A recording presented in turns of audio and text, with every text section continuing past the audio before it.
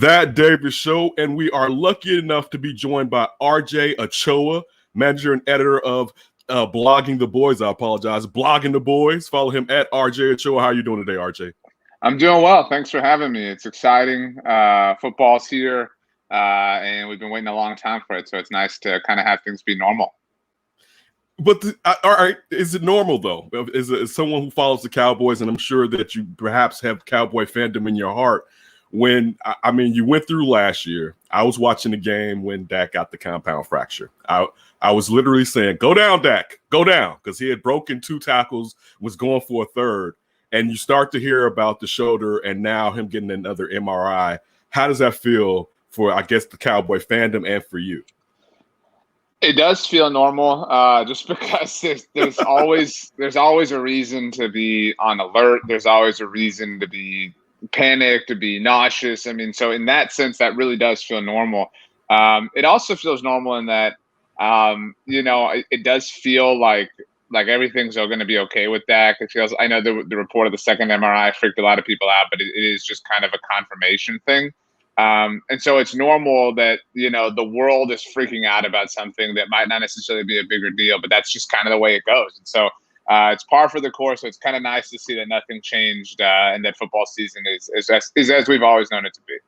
So has that become part of the funness of being a Cowboys fan? Like just in general, you never know what can happen. You know what I'm saying? Even if the team necessarily isn't winning, you never know what can happen when you're a Cowboys fan.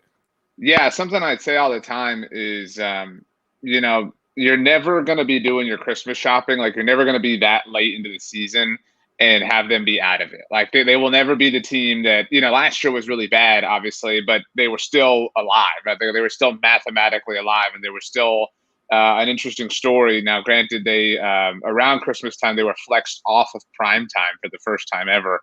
And so they did lose a little bit of interest, but some of that's just, nobody's pumped to watch Andy Dalton on Sunday Night Football. But it is really normal to have them just be at the center of attention. And this year's actually a little bit more unique in that sense.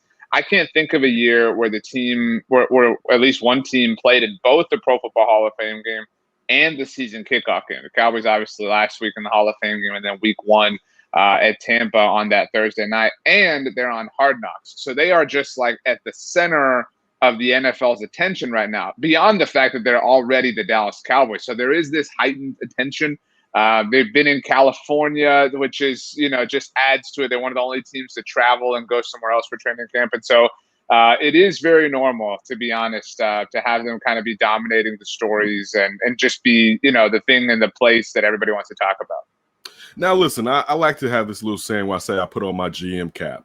And I love what Dak Prescott has done with his career. I think he should have been paid years ago. But really, to be honest with you, when it got to that situation last year, I probably wouldn't have paid Dak. I probably would have went out and tried to give me a rookie quarterback because there's so much money that the Cowboys are already spending at other positions. So if you were the GM, is it a situation where, we're close, Dak's the engine? Because clearly he's the leader. You saw what he did at the beginning of last year when he had to bring that team back at the beginning of the season. But would you have just been like, we're close, I'm sticking with Dak, or would you have thrown caution to the wind and looked at it as perhaps you may help your team a little bit if you get a rookie quarterback in there and don't have to pay that quarterback that big contract that Dak just received? I think it's about more than being close. I think that Dak is what makes them close. Without Dak, they're not even anywhere close to being close. And so, we've been singing and championing Dak's cause, and praises for a long time now. And 2 years ago, when he was first eligible, we talked about, look, they've got to get this done. It's if they wait, if they drag their feet, they're just going to end up paying more money. They're going to pay all the money with the franchise tag, et cetera. And and good for Dak. I mean, like, at the end of the day, and we all want to see every NFL player get as much money as they possibly can while they can. Definitely. So good for Dak that financially he ultimately benefited from this. But this was really poorly handled from the team standpoint. I mean, they paid him a substantially larger amount of money than they would have had to if they had just had some foresight. Kind of like a lot of teams did. Like, people bag on teams that miss on the quarterback contracts, but the Rams are not worse off for paying Jared Goff. The Eagles are not worse off for paying Carson Wentz. Those things would have been wise if they had paid off, and that's why I think the Bills are smart for paying Josh Allen. and why the Ravens and Browns are going about this poorly for not paying Lamar Jackson or Baker Mayfield. It's football. It's American football. You have to. It's not a debate. You have to have this piece. I fall into a category, that believes Dak is a top 5 quarterback, and a lot of people look at last year and say he was on pace for 6,000 yards and 60 touchdowns. That was never going to happen. That was, I don't believe that was going to happen. I think that things, even if he hadn't gotten hurt, would have regressed, would have gotten closer to the mean. But he has evolved, and you don't pay a guy specifically to be your leader, but that's why I really enjoyed the first episode of Hard Knocks, because I think people get to see people hear the term and the phrase like he's a leader or whatever, and they just kind of think of it the way they think of football, but he is truly the face of the franchise. I mean, he is the absolute unquestioned leader in a way that nobody really has been in a long time. The Cowboys have had a lot of, dominant figures lead their team, and a lot of veterans who have done a lot of things. Jason Witten's going to be a Hall of Famer. DeMarcus Ware is going to be a Hall of Famer. All these guys have had different points of leadership within their team, but nobody has come anywhere close to the way that Dak holds that. I mean, Tony Romo didn't have that, as much as I love him. Dak is truly unique in that sense. And so I do think that there would have been a sense of, a sense of not breaking, but there would have been a lot of upset people within the locker room, within the franchise, if they hadn't paid Dak. So I think all those factors considered, including the one that he is a top 5 quarterback, lead you to realizing the path of least resistance is just to pay him. Let me ask you this real quick. Is or will Dak Prescott become a better quarterback than Tony Romo was? I think he is. I think he is if you look at the mean of Tony Romo's career. And that's what's so unfair for Dak sometimes, or what used to be unfair. I've written about this before. The way that people remember Tony Romo was in 2014 when he was incredible. That was Romo at the peak of his powers. He'd finally understood the game at a mental level, and was doing things at the line of scrimmage that we've seen elite quarterbacks do over time. He played 4 games in 2015 and, didn't finish 2 of them. And then he retired, obviously, because he missed all of them. He didn't miss 2016, but he didn't play because Dak did. Then he retired. And so the last version of Romo that people remember is the greatest version of who he was, and so that's where everybody goes to in their mind. And that, he evolved to that, but it took a long time for Romo to get there. And he was still a really fine quarterback, but he became an incredible passer. Like I said, he became so well versed in kind of the intricacies of the game, and Dak is getting there. Dak is obviously a mobile quarterback, and we'll see how far he takes that this year, whether he pumps the brakes on things, because he spoke about that when he got his big contract, about how he realizes there's a huge financial commitment to him within the organization. But I mean, if you value leadership, if you value locker room culture, he has that in spades, over Romo. I mean, that part of the conversation is already done and slammed shut. And so, is he a better quarterback today than Romo was in 2014?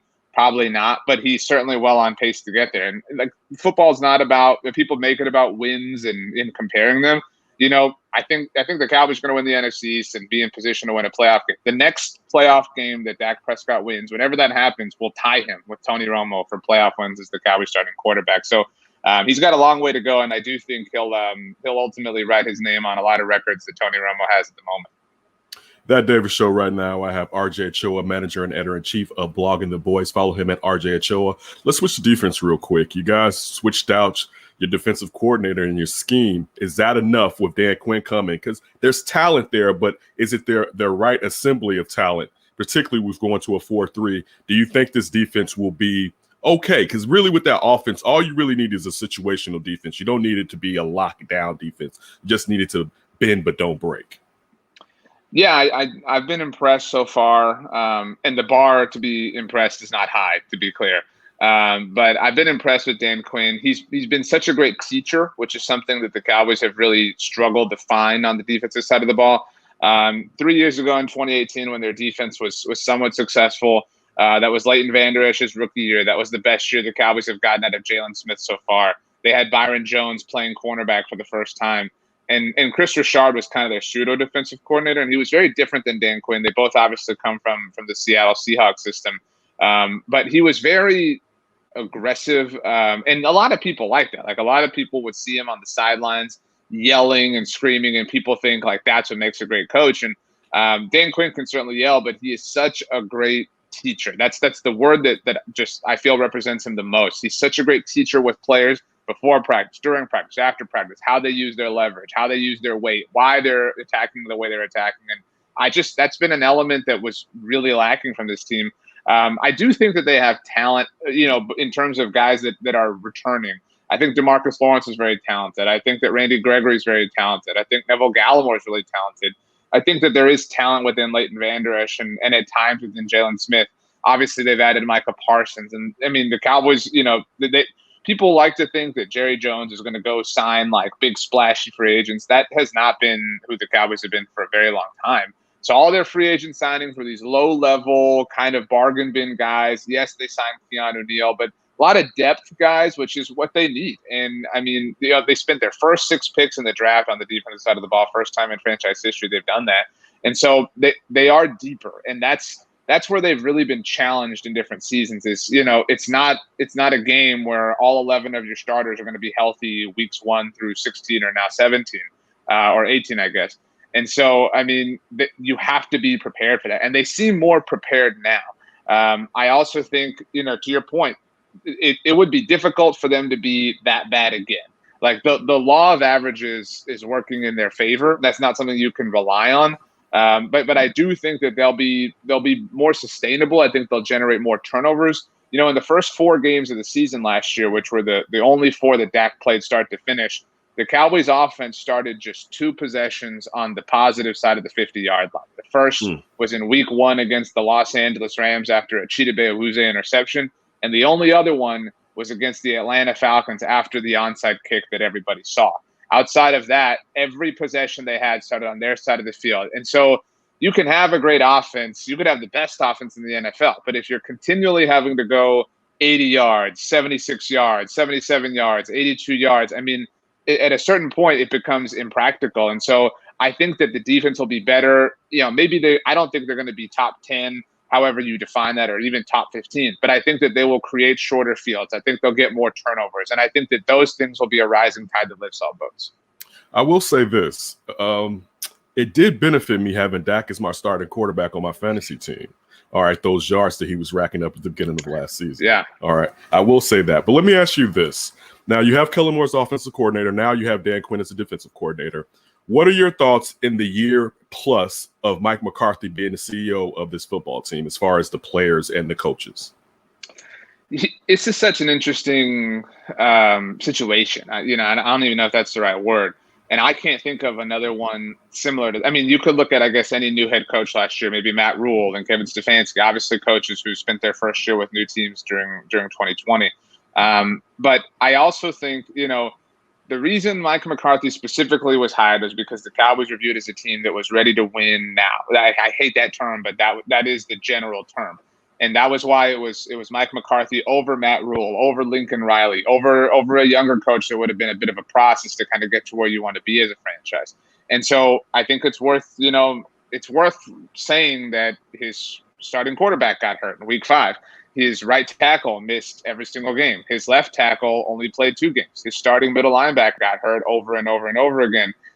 Football Outsiders has a metric called adjusted games lost due to injury. The Cowboys lost the second most games in the NFL when it comes to injury, players who were injured and didn't play in games. Second most games in the NFL. And something like that does generally regress to the mean. You do generally see, teams that were at one end of the spectrum come back. The 49ers lost the most games. And so I think, that we see that every year, like teams gravitate. People say like, well, where was this team last year? Well, they were hurt. Of the top 10 teams who lost the fewest amount of games due to injuries, 9 of them made the playoffs. The Tampa Bay Buccaneers lost the fewest games in the NFL due to injuries last year. Now, they're a talented team, obviously, but they also had some luck going their way in that, less players or less games were lost due to injury than literally every other team in the NFL.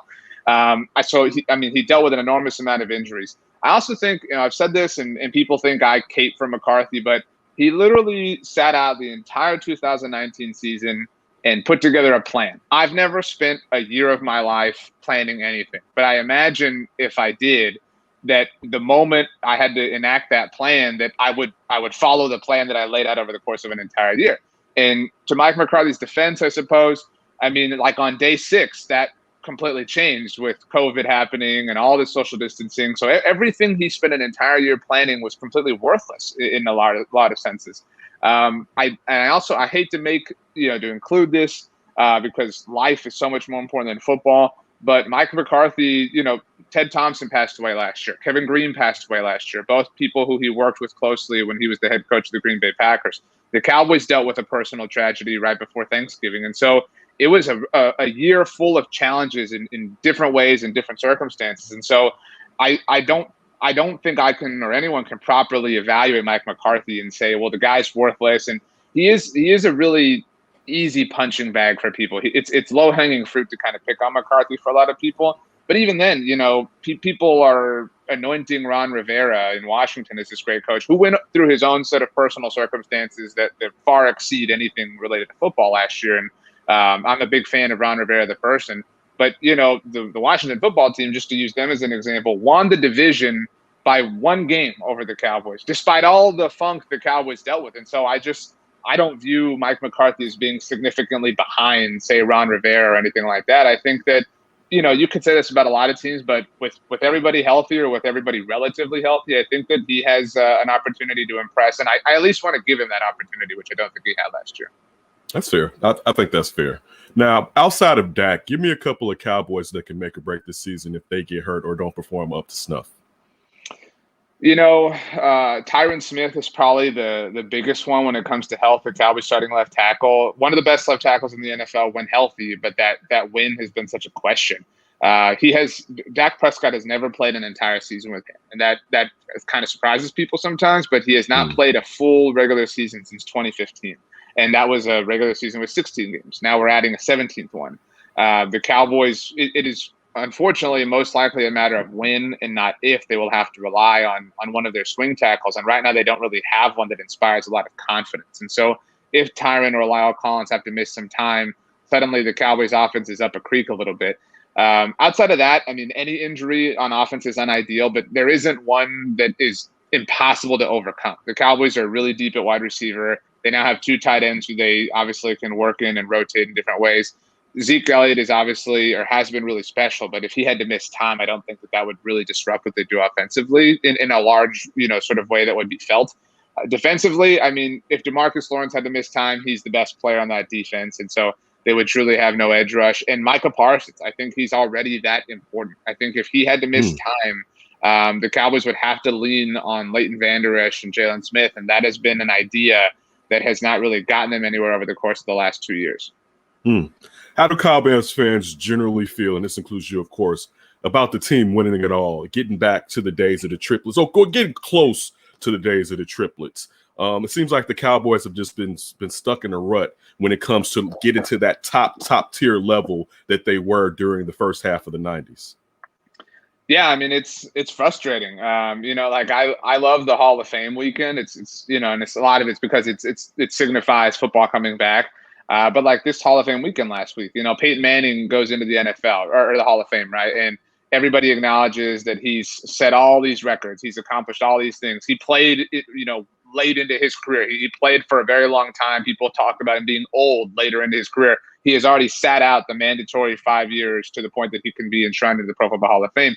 His entire career has happened in the drought that the Cowboys have been in. Tom Brady's entire career has happened in this entire drought. People make jokes all the time about how old Tom Brady is and how he's still playing and how this has gone on forever. That has literally encompassed the entire Cowboys drought. There are only two teams that have not been to an NFC Championship game in longer spells than the Cowboys currently, and that's the Detroit Lions and the Washington Football Team. Not exactly a company that you want to keep within the NFC. It's when the Cowboys last won a Super Bowl, John Elway did not have a Super Bowl win of any kind. He obviously went on to have two as a player. That's my favorite one because he had two as a player. He retired, was enshrined into the Hall of Fame, began a whole new career on the personnel side of the game, elevated himself to the point of becoming a general manager and literally built his own team that won a Super Bowl, including a player that had a long career with the Cowboys in DeMarcus Ware. So yeah, I mean, like, there's a lot of jokes and there's a lot of fun to be had there, but it's frustrating. I mean, I'm 31 years old. And so, there's a whole generation of Cowboys fans that haven't experienced those types of things. And what gets frustrating is how valuable the franchise continues to be. They're the most valuable, most visible, most seen, most coveted professional sports team in the world, which, I love European soccer. The fact that they can outrank the likes of Real Madrid and Barcelona and United and, It's crazy. now PSG, it is absurd.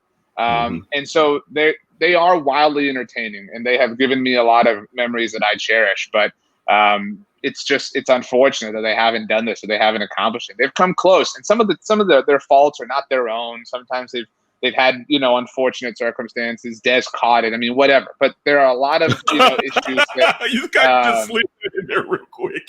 Yeah, I mean, Des caught it. I love it. But I've said for years, I don't think they would have won that game. They probably would have won that NFC Championship game, but they wouldn't have beaten the Patriots in the Super Bowl. I mean, so, but that's the thing. Like they just can't get over this hump, and they find the most creative and heartbreaking ways to ultimately kind of fall short. I mean, a number of talented players have passed through their organization whose careers that they've squandered. I mean, I mentioned DeMarcus Ware. We talked about Tony Romo, Jason Witten.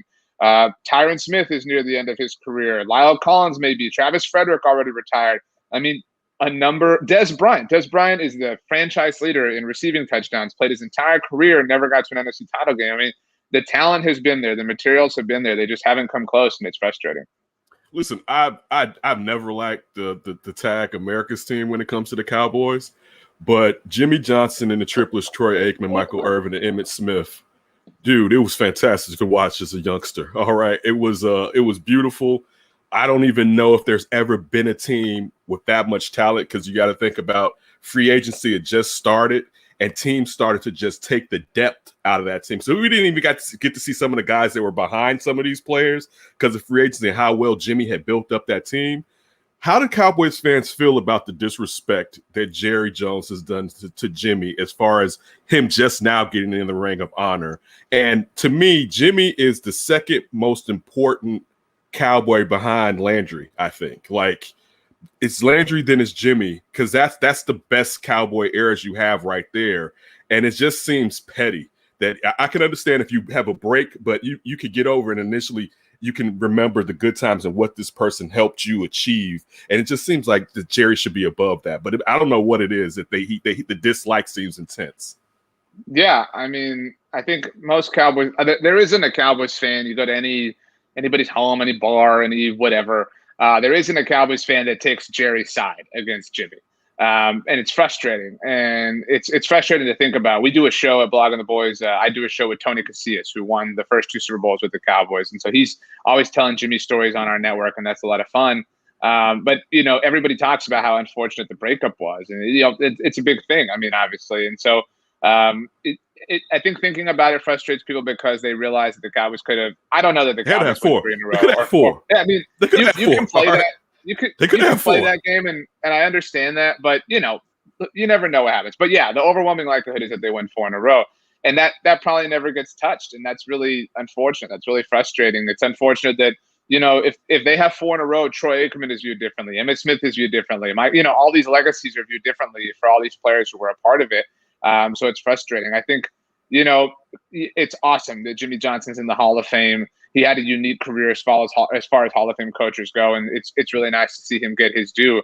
On the subject of the Ring of Honor, though, I mean, something that I said on our podcast network last week is it was great to see Jerry say that a week ago today, and I am very excited about Jimmy going into the Ring of Honor.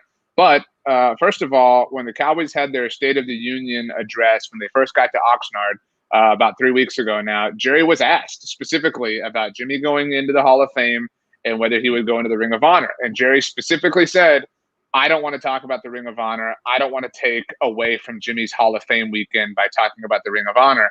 And then 5 minutes before the Hall of Fame game, what's Jerry doing? He's talking about Jimmy going into the Ring of Honor. So that was, I mean, like, I don't know why people didn't remember that, last week. And so the other thing, though, is, it felt kind of, I mean, like, I realized that Jerry had not confirmed that Jimmy was going into the Ring of Honor, but it felt really obvious. Like, you can't exclude him if he's in the Hall of Fame. So, it wasn't like earth-shattering news. And finally, okay, cool. So you gave us this non-earth shattering news that you told us you weren't going to do, but he didn't even tell us when. Like, it was just, he's going to go into the Ring of Honor. Cool. When is that going to happen?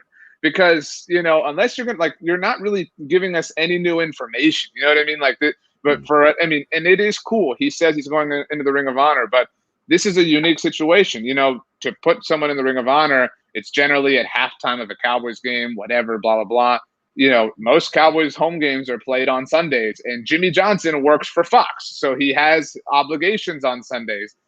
So just kind of doing the math, the only real opportunity the Cowboys have that I think that Jimmy could attend is their Week 3 Monday night game against the Eagles, because obviously that's not a Sunday. And so is it going to happen then? Are they going to tell us it's going to happen then? Because if you're just going to tell us it's going to happen someday in the future, I mean, it doesn't really do anything for me. It seems disingenuous. It seems a little bit like Jerry just wanting a piece of the attention last week. And that's where a lot of Cowboys fans are. They get frustrated by things like that. They get frustrated hearing Jerry get teary-eyed a few weeks ago saying, I messed up, whatever, because if you really feel like you messed up, then what's the day? When are you putting him in? What's the plan? Because right now you're just dragging your feet. RJ, I got 3 more questions. All right. The last one for the Cowboys. What's your prediction for the Cowboys this season? If you told me their over-under was 10.5 wins, I'd probably slightly lean over. I think they're winning between 10 and 11 games. I think that's good enough for an NFC East title. And I really think, just because football can be such a poetic creature, I think the Cowboys are going to win a play. I'll put it this way. I think Aaron Rodgers' last game as a Green Bay Packer will be a home loss at Lambeau Field in the playoffs to the Dallas Cowboys, the team he's tormented forever, led by the head coach who he ran out of town, and Mike McCarthy. That just seems like it fits to me. So I don't know what round of the playoffs that happens in, but I do see that happening come January. We did a show, me and Ryan, the other day, and if Dak is healthy, it's no question that the Cowboys, to me, should win the NFC East. Now I want you to go around the NFC East and tell me your predictions for every team in the other teams in the NFC East. As far as records are so hard, but I do think that I can project how I think the division shakes out. I am not as low on the Eagles as most people are. I believe in Jalen Hurts a little bit, and I'm really excited to kind of see what excited as a Cowboys fan. Just he's a fun guy. He's an easy guy to root for, so I'm interested to see that. But I could see Jalen winning, the Eagles winning about 8 games. I could see that, because the NFC East, they play the AFC West. So you're talking the Eagles get a game against the Broncos, they get a game against the Raiders, they get to play the Jets as courtesy of the new 17th game. I think I am very low on the New York Giants, so that's a little bit of a spoiler. So I think the Eagles can sweep them. I think they could, split the series with Washington. I could see them kind of getting to 7-8 wins and that being good enough for second. I do think that Washington has an incredible defense, but I am in no way a believer in Ryan Fitzpatrick, the NFL quarterback. Ryan Fitzpatrick was the best quarterback under pressure last year, but that is generally a statistic where players don't repeat that same level of success. And so I think it was a little bit lightning in a bottle. And what's more is we have seen, Ryan Fitzpatrick. I can guarantee there will be a game in September where he does something awesome. There will be a lot of memes, and everybody will talk. Like, Twitter will be abuzz with Fitz magic. Like, that will happen, but the bottom will come out, because that's what happens with Ryan Fitzpatrick. In an unfortunate circumstance for Washington, their last 5 games in a row are all against NFC East teams. I don't know why the NFL did that, but obviously that's a really important part of their schedule, and I don't think that Ryan will be that great at that point. And what's more is, within that stretch, there is a 4-week stretch where they play Philly and Dallas each twice in 3 weeks. I think the 4 weeks are Dallas, Philly, Dallas, Philly. And so I would not bet on Ryan Fitzpatrick in general, let alone in a crucial month like the month of December. So I think that they falter to third in the division. There is only one team in the NFC that I believe is worse than the Giants, and that's the Detroit Lions. I do not believe in the Giants at all. I think that they have some talent, but it all seems messy. And I felt this way before all of the retirements and everything. My other prediction, Jason Garrett will be the head coach of the Giants this time next year. That has been predestined for this has been written in the stars. Jason Garrett is the future head coach of the New York Giants. That has felt really obvious for a long time. Oh, you heard that right here from RJ Ochoa. Last one from the outside looking in. What are your thoughts on the Bears so far? And maybe not a record, but what we can expect from them this season? The Bears. Okay. So my dog's name is Bear. And so I really do have like a soft spot in my heart for the Bears. They're his second favorite team. And I love Justin Fields. I am so happy that he went to Chicago as opposed to Denver, as opposed to Carolina. I like when players, like everybody that I like, end up with. I do really appreciate the Bears. I appreciate the history associated with the franchise. I appreciate that they're kind of an NFL blue blood. I would love to see them be really great. I would love to see the NFC North belong to them for a long time. I'm so sick of Aaron Rodgers and the Packers. And so I'm excited. There's just something about the Bears, and I hope that Soldier Field isn't sold or the new place isn't built and there's a different name. Like there's something about there's something about this particular franchise that feels sacred to me, just because I'm a huge NFL fan along with being a Cowboys fan. And so I really I don't believe in that much in the Packers, or rather I don't believe that Aaron Rodgers can cash this check that he's written, because he has. I mean, there's no way that he can accomplish anything that will justify the way he was all offseason. There's no way. I mean, unless they just storm through the regular season and win the Super Bowl, but that is incredibly unlikely. I mean, I've talked about injuries. Like, the Packers have been very fortunate with injuries over the last couple of years. They haven't been dealt these bugs or these hurdles that other teams have. And Randall Cobb was an incredible Cowboy, really great person, really great locker room guy. I don't believe that Randall Cobb is like the missing piece to the Packers in 2021. Right. And so I could really see them struggling, and I really would love to see how that unfolds. If they're 500 in November, I would love to see the dichotomy between Aaron and Matt LaFleur and Brian Gutekunst and everybody. So I know this is a question about the Bears. I think the Bears are in the right place to challenge them, because I think the Lions are a mess and the Packers are a mess waiting to happen. And I could totally see, the Cowboys played the Vikings in week 8, I believe. And I know that Dallas and Minnesota are both coming off of their bye entering that game. And so that's just kind of the right time. I could see if Kirk is struggling and things aren't right and Vikings fans are getting loud. Coming off of the bye, I've thought maybe, we see this a lot, teams, they make a switch to a rookie during the bye, so they give them the extra week to prepare. I could see Kellen Mond jumping in for Kirk later on in the season. So I could totally see Chicago being a wild card team, and if things break really right, winning the division. But I do think it's a matter of time before Justin Fields is the king of the North, and I'm really excited to watch that happen. I can't wait, but you heard it here. RJ Ochoa with Kellen Mond supplants Kirk Cousins this year. You heard it right here. RJ, appreciate it. Everyone follow him at RJ Ochoa. Great talking to you, man. This was fantastic. This was fun. You have a terrific day, man. Appreciate it, man. You too. I'll be rooting for the Bears, like I said, and so am my dog. Thank you.